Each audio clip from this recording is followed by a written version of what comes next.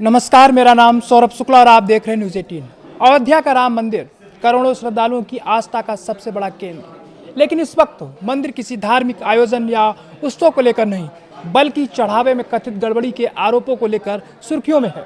दान पेटियों में आने वाली रकम, सोना चांदी और हीरे जवाहरात के रिकॉर्ड को लेकर उठे सवालों के बीच एसआईटी की जाँच लगातार तेज होती जा रही है।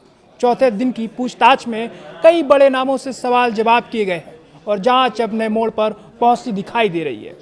सूत्रों के मुताबिक राम मंदिर में चढ़ावे और दान राशि के कथित हेरफेर मामले में एसआईटी ने चौथे दिन भी देर रात तक जांच जारी रखी। इस दौरान श्री राम जन्मभूमि तीर्थ क्षेत्र ट्रस्ट के पदाधिकारी अनिल मिश्रा से करीब 3 घंटे तक पूछताछ की गई।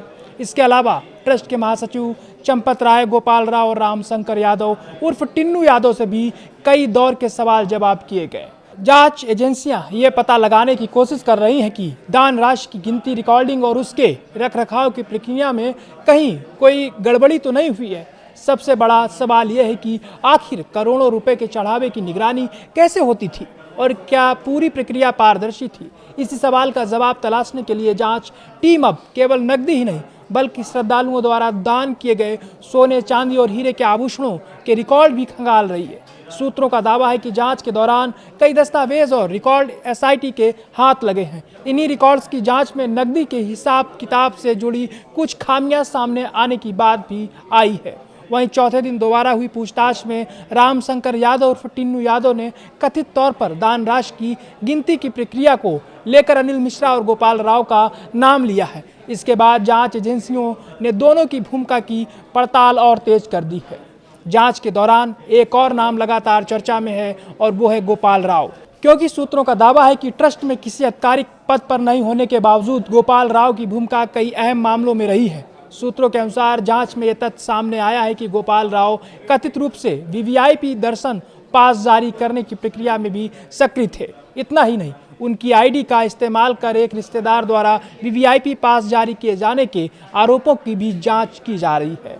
एसआईटी अब यह भी पता लगा रही है कि मंदिर प्रबंधन, दान राशि की गणना और मंदिर निर्माण से जुड़े विभिन्न कार्यों में उनकी वास्तविक भूमिका क्या थी।